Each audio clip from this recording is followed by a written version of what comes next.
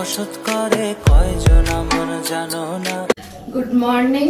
আর আজকে তো রবিবার, একটু লেটই ওটা হয়েছে।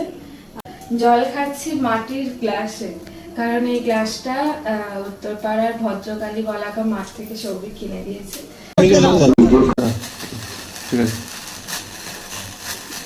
আজকে হবে অপরাজিতা ফুলের চা।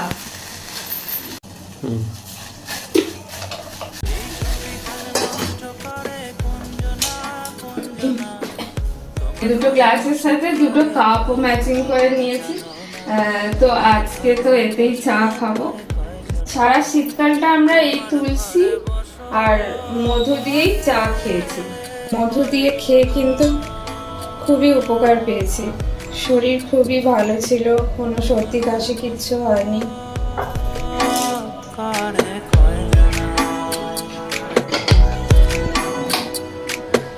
ফুলটাকে দেখো, ফুলের রসটা পুরো নিয়ে নিয়েছে।